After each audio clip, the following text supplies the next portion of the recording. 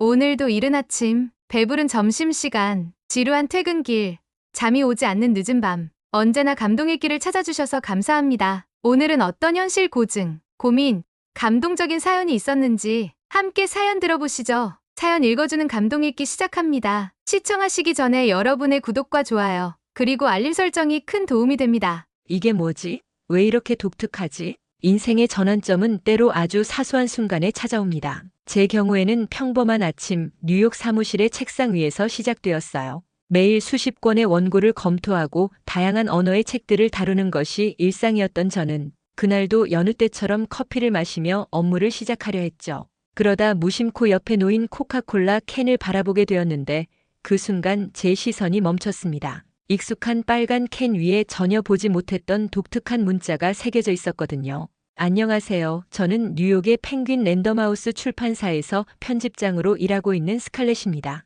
하버드 대학교에서 언어학을 전공하고 10년 넘게 출판계에서 일하며 수많은 언어를 연구해왔지만 제 인생을 완전히 바꾼 것은 다름 아닌 한글이었어요. 언어학자로서 저는 늘 새로운 언어 체계에 대한 호기심이 있었답니다. 하버드에서 공부하는 동안 고대 그리스어부터 현대 아랍어까지 세상의 다양한 문자 체계를 연구했어요.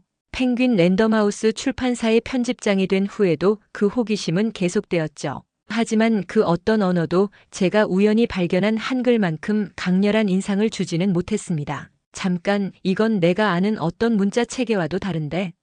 언어학도로서 십수년간 쌓아온 전문성이 순간 흔들렸습니다. 직선과 원이 조화롭게 어우러진 이 문자는 제가 알고 있는 어떤 언어와도 달랐거든요. 마치 과학적 원리로 설계된 듯한 정교함과 동시에 붓으로 그린 듯한 예술적인 아름다움을 동시에 갖추고 있었답니다. 호기심을 참지 못한 저는 즉시 컴퓨터를 켜고 검색을 시작했어요. 그리고 곧 놀라운 사실을 발견했죠. 예전에 언어학을 공부했을 때 잠시 수업 중에 한번 들어본 적은 있지만 자세히 공부한 적은 없었던 바로 한글이라는 문자였고 더욱 놀라운 것은 코카콜라가 130년 역사상 처음으로 비영어권 문자를 자사 제품에 채택한 것이 바로 이 한글이었다는 거예요. 세계적인 브랜드가 왜 하필 한글을 선택했을까?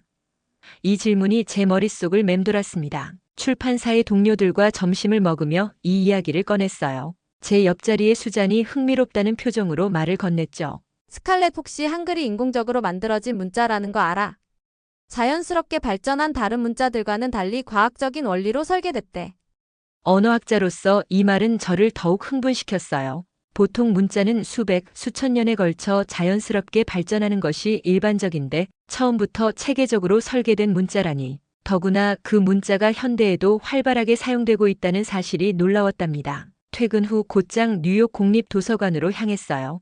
평소 자주 가던 4층 언어학 섹션에서 한글 관련 자료들을 찾기 시작했죠. 그리고 거기서 발견한 한 책이 제 호기심을 더욱 자극했습니다. 훈민정음이라는 이름의 한글 창제 원리를 설명한 책이었는데 그 내용은 제가 알고 있던 어떤 문자 체계의 창제 과정과도 완전히 달랐어요. 집으로 돌아와 밤늦게까지 자료를 읽으며 저는 점점 더 한글의 매력에 빠져들었답니다. 특히 각 자음과 모음이 발음 기관의 모양을 본떠 만들어졌다는 사실에 깊은 감명을 받았어요. 언어학자로서 이것은 정말 혁신적인 발견이었습니다. 다른 문자들이 수천 년에 걸쳐 자연 발생적으로 만들어진 것과는 달리 한글은 인간의 언어 능력에 대한 깊은 이해를 바탕으로 체계적으로 설계된 것이었으니까요.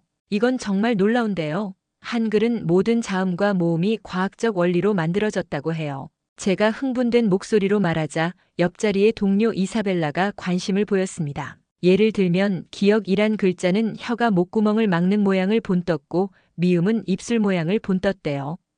이렇게 체계적으로 설계된 문자는 세계 어디에도 없어요. 연구를 거듭할수록 한글의 독특한 매력이 더욱 선명하게 다가왔답니다. 특히 인상 깊었던 것은 한글의 모듈식 구조였죠. 하버드에서 공부할 때 배운 어떤 문자 체계도 이런 방식으로 설계되지 않았거든요. 알파벳은 가로로 나열되는 반면 한글은 자음과 모음을 블록처럼 조합해 하나의 글자를 만들어내요. 이런 구조 덕분에 한정된 수의 기본 문자로 수천 개의 음절을 표현할 수 있다는 게 놀라웠죠. 점심시간에는 뉴욕 한국문화원을 찾아가기 시작했어요. 그곳에서 한글 강좌가 있다는 걸 알게 된 후부터였답니다. 처음에는 단순히 문자 체계를 이해하고 싶었던 것뿐인데 수업을 들을수록 한글에 담긴 철학적 의미에도 매료되었어요. 한글은 단순한 문자 발명이 아니었어요. 당시 문맹이었던 백성들을 위해 만들어진 혁신적인 교육 도구였죠. 한국문화원의 김 선생님 말씀에 저는 깊은 감동을 받았습니다. 언어학자로서 문자의 민주성이란 개념에 특히 관심이 갔어요.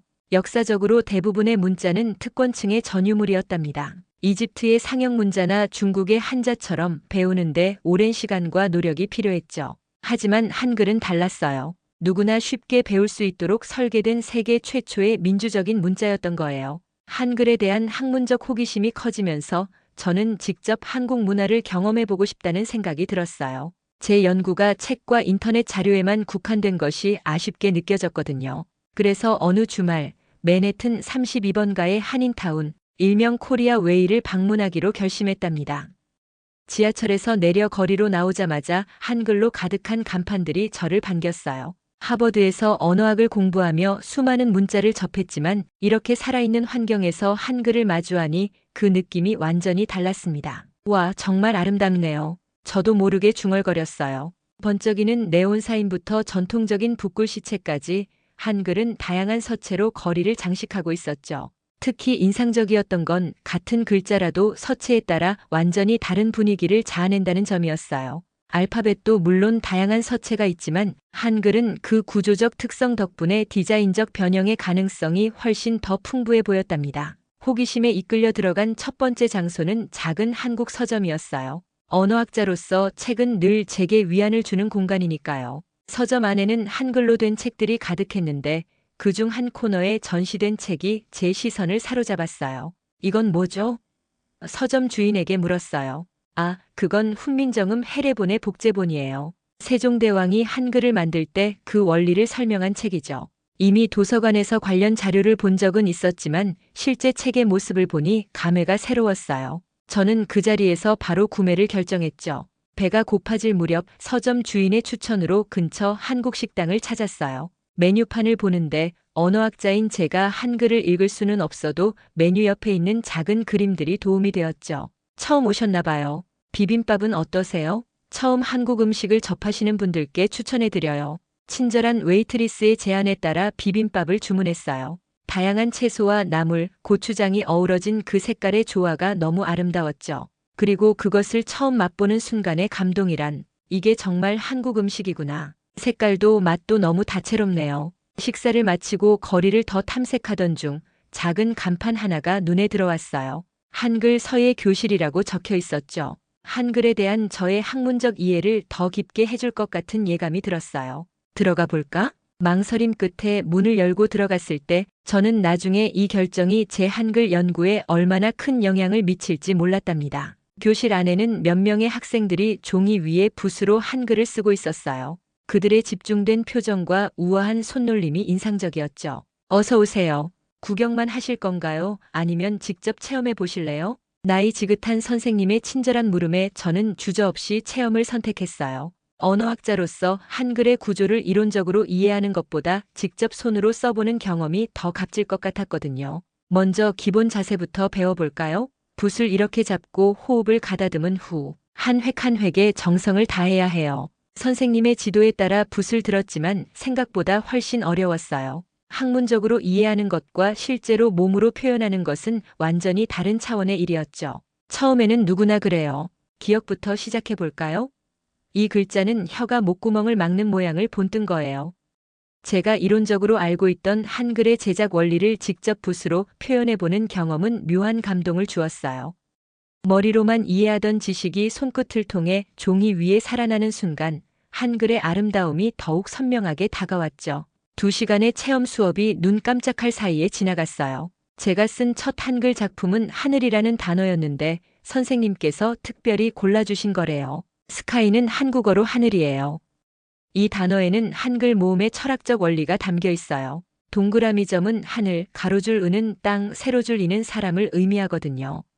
그 말을 들으며 저는 작게 탄성을 질렀어요. 제가 쓴 하늘이라는 단어 안에 우주의 원리가 담겨 있다니 이건 정말 놀라운 발견이었죠. 다음 주에도 오실래요? 우리 매주 토요일에 모여요. 선생님의 제안에 저는 기꺼이 고개를 끄덕였어요. 이제 한글은 제게 단순한 연구 대상이 아니라 직접 체험하고 느끼는 살아있는 문화가 되어가고 있었거든요. 한인타운에서의 그날 경험은 제 한글 연구에 새로운 차원을 더해주었어요. 책과 논문으로는 결코 얻을 수 없었던 감각적 이해와 문화적 맥락을 깨달았죠. 그리고 이런 체험적 이해는 나중에 제가 한글의 역사적 배경과 세종대왕의 이야기를 탐구할 때 더욱 깊은 통찰력을 제공해 주었답니다. 배부르게 비빔밥을 먹고 서툴게나마 첫 한글 작품을 완성하고 훈민정음 해례본 복제본을 품에 안고 한인타운을 떠나는 길. 그날의 경험은 제 한글 여정에서 가장 특별한 순간 중 하나로 기억에 남았어요. 며칠 뒤 출판사에서도 변화가 생겼습니다. 제가 담당하는 세계 문학 시리즈에 한국 문학을 포함시키자고 제안했어요. 처음에는 회의적이던 동료들도 제가 한글과 한국 문화에 대해 열정적으로 설명하자 점차 관심을 보이기 시작했답니다. 스칼렛, 한글의 과학성과 예술성은 이해했어. 하지만 어떻게 이런 완벽한 문자가 갑자기 탄생할 수 있었던 거지? 수석 편집장 마크의 이 질문은 저를 새로운 연구의 영역으로 이끌었어요. 그래요, 한글은 어떻게 만들어졌을까?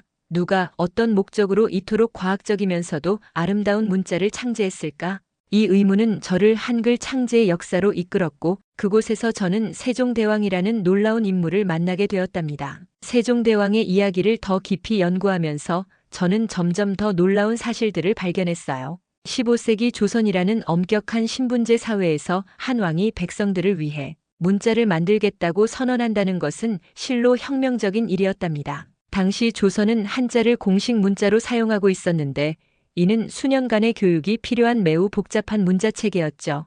역사 기록을 보면 당시 사대부들의 반발은 매우 격렬했다고 해요. 제가 언어학을 공부하면서 봐왔던 다른 문자들의 역사와는 확연히 달랐습니다. 대부분의 문자는 자연스럽게 발전하거나 기존 지배계층의 필요에 의해 만들어졌거든요. 하지만 한글은 달랐어요. 지배층의 완강한 반대를 무릅쓰고 오직 백성들을 위해 만들어진 문자였으니까요. 세종대왕은 끊임없는 반대와 자신의 병약한 상태에도 불구하고 한글 창제 작업을 멈추지 않았답니다. 오히려 더 체계적으로 연구를 진행했죠. 제가 가장 놀란 점은 한글 창제 과정의 과학성이었어요. 언어학자로서 볼 때 당시로서는 믿기 힘들 정도로 앞선 음성학적 지식을 바탕으로 문자가 설계되었거든요. 하버드 은사님께 한글의 제자 원리를 설명드렸을 때 그분도 매우 놀라워하셨습니다. 갈렛, 이건 정말 흥미로운데요. 15세기에 이미 이런 음성학적 원리를 적용했다는 게 놀랍네요.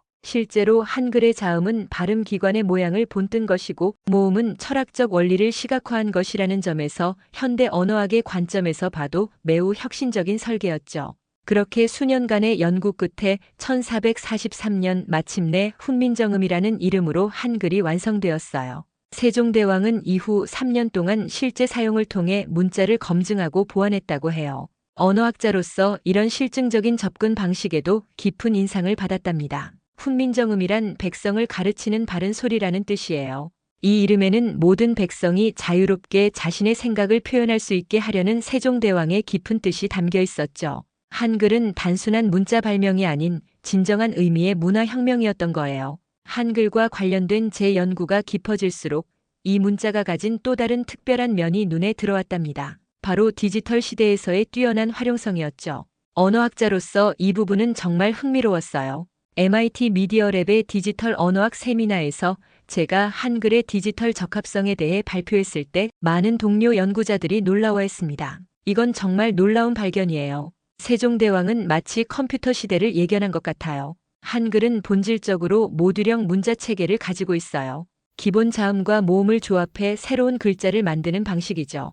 이런 구조는 현대 디지털 기술과 놀랍도록 잘 맞아떨어졌답니다. 예를 들어 영어로 터마로라는 단어를 입력하려면 8번의 키 입력이 필요하지만 한글로 내일을 입력할 때는 단 4번의 입력만으로 충분했어요. 더욱 놀라운 것은 한글의 인공지능 처리 효율성이었습니다. 제가 구글의 AI 연구팀과 협업하면서 발견한 사실인데 한글은 그 체계적인 구조 덕분에 기계학습에 매우 효율적이라는 거예요. 특히 음성 인식과 자연어 처리 분야에서 한글은 다른 문자 체계보다 월등한 성능을 보여줬죠. 구글의 수석 연구원 제프의 제안으로 저는 실리콘밸리의 주요 IT 기업들을 돌며 한글의 디지털 혁신성에 대해 강연을 하게 되었답니다. 스칼렛, 당신의 한글 연구 결과를 실리콘밸리에서 발표해보는 게 어떨까요?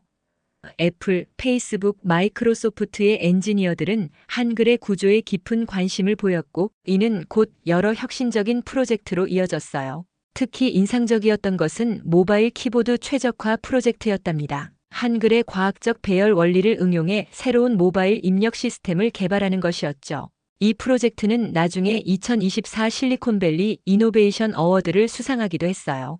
페이스북의 UI UX 디자이너 사라는 이건 마치 디지털 시대를 위해 설계된 것 같네요 라고 말했답니다. 정말로 한글은 현대 기술과 완벽한 시너지를 보여주고 있었어요. 제가 특별히 주목한 것은 한글의 데이터 처리 효율성이었습니다. 빅데이터 분석과 자연어 처리 분야에서 한글은 독특한 장점을 보여줬거든요. 영어나 중국어와 달리 한글은 음소 단위의 분해와 결합이 명확해서 데이터 처리가 훨씬 정확했죠. 이는 AI 학습 모델의 성능을 크게 향상시켰답니다. 구글의 AI 연구원 마이크는 한글은 마치 완벽한 코드와 같아요. 불필요한 것이 없고 모든 요소가 논리적으로 연결되어 있죠 라고 말했습니다. 이 말은 한글의 디지털 시대 적합성을 정확하게 설명해 주었어요. 메타버스와 VR 기술에서도 한글은 새로운 가능성을 보여주었답니다. 3차원 가상 공간에서 한글의 모듈형 구조는 독특한 시각적 경험을 제공했죠. 특히 VR 환경에서 한글로 된 인터페이스는 사용자들에게 높은 가독성과 직관성을 제공했어요. 하지만 한글의 디지털 혁신성을 연구하면서 저는 예상치 못한 논쟁에 직면하게 되었어요. 바로 한글의 정체성을 둘러싼 국제적 논란이었죠. 특히 중국의 한글 공정 시도를 알게 되었을 때 저는 언어학자로서 묵과할 수 없는 충격을 받았답니다. 하버드 동료 교수가 어느 날 물었어요. 스칼렛, 중국이 한글을 자국의 문화유산으로 주장하고 있다는 소식 들으셨나요? 처음 들었을 때 저는 그게 무슨 의미인지 제대로 이해하지 못했습니다. 하지만 곧 이 문제가 단순한 학술적 논쟁이 아니라는 것을 깨달았죠. 중국은 자국 내 조선족이 한글을 사용한다는 이유로 한글을 중국의 소수민족 문자로 편입하려 시도하고 있었어요. 언어학자로서 이것은 명백한 역사적 왜곡이었답니다. 한글의 창제 과정과 발전 역사는 명확히 기록되어 있었고 이는 부정할 수 없는 역사적 사실이었으니까요. 컬럼비아 대학의 언어학 컨퍼런스에서 제가 이 문제를 제기했을 때 많은 학자들이 공감을 표했어요. 이건 마치 알파벳을 특정 국가의 전유물이라고 주장하는 것과 같은 황당한 일이에요. 문자의 사용 여부와 그 문자의 기원은 전혀 별개의 문제라는 게 학계의 일반적인 견해였죠. 특히 충격적이었던 것은 중국의 일부 학자들이 한글의 제자 원리가 한자에서 영향을 받았다고 주장한다는 점이었어요. 이런 왜곡된 주장에 맞서 저는 한글의 독창성을 증명하는 연구를 시작했답니다. MIT와 하버드의 언어학자들과 함께 한글의 창제 원리를 심층 분석했죠. 그 과정에서 우리는 놀라운 발견들을 하게 되었어요. 하늘점, 땅, 사람, 이의 삼재를 기본으로 한 모음 체계는 어떤 문자에서도 찾아볼 수 없는 독특한 철학적 기반을 가지고 있었습니다. 하버드 언어학과의 세미나에서 제가 발표한 결론은 한글은 과학과 철학이 완벽하게 결합된 유일한 문자예요 였고 이 내용은 국제학술지에도 게재되었어요. 특히 결정적이었던 것은 훈민정음 해례본의 존재였답니다. 이 문서는 한글 창제의 전 과정과 원리를 상세히 기록한 문서로 어떤 문자도 이처럼 체계적인 창제 기록을 가지고 있지 않았죠. 이는 한글이 세종대왕의 독창적 발명임을 명백히 증명하는 역사적 증거였어요. 옥스퍼드 대학의 역사 언어학 교수는 단호하게 말했죠. 이런 명확한 기록이 있는데도 한글의 기원을 왜곡하려는 시도는 학문적 양심에 어긋나는 일이에요. 우리의 연구 결과는 국제 언어학계에 큰 반향을 일으켰어요. 특히 유네스코 세계 기록 유산으로 등재된 훈민정음의 가치가 재조명되었죠. 한글은 단순한 문자가 아닌 인류의 위대한 문화유산으로 다시 한번 인정받게 되었답니다. 뉴욕의 한 갤러리에서 열린 한국 문화의 밤 행사는 제게 특별한 깨달음을 주었어요. 그곳에서 저는 한글이 얼마나 다양한 방식으로 현대 문화와 융합되고 있는지를 목격했거든요. 패션, 음악, 미술, 건축까지. 한글은 이제 하나의 트렌드를 넘어 글로벌 문화 아이콘으로 자리 잡고 있었죠. 뉴욕의 유명 아티스트 제이슨은 한글은 마치 마법 같아요. 읽을 수 없어도 그 자체로 매력적이니까요 라고 말했습니다. 이 말은 한글의 현재를 정확하게 설명해 주었어요. 실제로 한글은 이제 예술적 영감의 원천이 되어 전 세계 크리에이터들의 상상력을 자극하고 있었답니다. 특히 인상적이었던 것은 메종, 마르지엘라, 루이비통 같은 럭셔리 브랜드들이 한글에 주목하기 시작했다는 점이에요. 그들은 한글의 미학적 가치를 자신들의 디자인 철학과 접목시키려 했죠. 단순한 이국적 요소가 아닌 현대적 감각을 지닌 디자인 언어로서 한글을 재해석했어요. 모에메이 뉴욕 현대미술관의 문자, 그 너머 전시에서는 한글을 활용한 인터랙티브 미디어 아트가 큰 주목을 받았답니다. 관람객들은 한글 자음과 모음을 터치하며 새로운 시각적 경험을 만들어냈죠. 특히 인상적이었던 건 많은 관람객들이 한글을 이해하지 못하면서도 그 조형미에 매료되었다는 점이었어요. 모에메이의 수석 큐레이터 마이클은 한글은 21세기 문화 코드의 새로운 아이콘이 되었어요 라고 말했습니다. 이 말처럼 한글은 이제 문화적 경계를 넘어 세계인의 창의성을 자극하는 영감이 되고 있었죠. 건축계에서도 변화가 일어났어요. 세계적인 건축가 자하 하디드의 마지막 프로젝트 중 하나가 한글의 기하학적 미학을 건축, 디자인에 접목한 것이었다는 사실은 놀라웠답니다. 동대문 디자인 플라자를 설계할 때 그녀는 한글의 자음과 모음이 만드는 기하학적 패턴에서 영감을 받았다고 해요. 음악 분야의 변화도 흥미로웠습니다. 유명 일렉트로닉 뮤지션들이 한글의 리듬감을 자신들의 음악에 반영하기 시작했죠. 한글의 시각적 리듬과 음악적 리듬이 만나 새로운 장르가 탄생하는 순간을 목격할 수 있었어요. 뉴욕의 실험 음악가 브라이언은 한글은 마치 현대 예술에 맞는 키트 같아요. 무한한 창작의 가능성을 제공하거든요 라고 말했답니다. 이 말은 한글이 지닌 창의적 잠재력을 잘 설명해 주었어요. 특히 Z세대 사이에서 한글은 하나의 쿨한 문화 코드가 되었어요. SNS에서 한글 타투, 한글 그래피티가 트렌드가 되었고 젊은 디자이너들은 한글의 조형미를 새롭게 재해석한 작품들을 선보였죠. 이제 한글은 단순한 문자나 문화유산의 차원을 넘어섰어요. 그것은 세계인의 창의성을 자극하고 새로운 문화적 가치를 만들어내는 살아있는 예술이 되었답니다. 세종대왕이 백성을 위해 만든 문자는 600년이 지난 지금 전 세계인의 예술적 영감이 되어 새로운 역사를 써내려가고 있었어요. 한글과의 첫 만남에서 시작된 제 여정은 이제 새로운 단계로 접어들고 있어요. 언어학자로서 시작된 호기심은 한글의 과학성과 예술성, 그리고 현대적 가치를 발견하는 특별한 경험이 되었답니다. 처음 코카콜라 캔에서 발견한 낯선 문자는 이제 제게 가장 매력적이고 흥미로운 연구 대상이 되었어요. 세종대왕의 위대한 창조물인 한글은 600년이 지난 지금도 여전히 새로운 가능성을 보여주고 있잖아요. 디지털 시대에 최적화된 문자로 현대 예술의 영감으로 그리고 세계인의 문화 코드로 진화하는 한글을 보며 저는 문자가 가진 무한한 잠재력을 다시 한번 확인할 수 있었어요. 이제 저는 말할 수 있어요. 한글은 단순한 문자가 아닌 인류의 위대한 문화유산이자 미래를 여는 열쇠라는 것을요. 그리고 이 특별한 문자의 이야기는 앞으로도 계속될 거예요.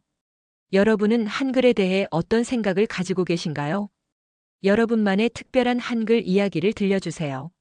오늘의 감동 읽기 사연은 어떠셨나요? 여러분들의 의견을 꼭 댓글로 남겨주세요. 여러분의 이야기를 들려주고 싶은 분들은 언제든지 사연 제보 부탁드립니다. 여러분의 사연 하나가 감동 읽기 사연 제작에 큰 힘이 됩니다. 감동적인 사연을 언제나 대환영합니다. 오늘의 이야기가 마음에 드셨다면 구독과 좋아요, 알림 설정 감사합니다.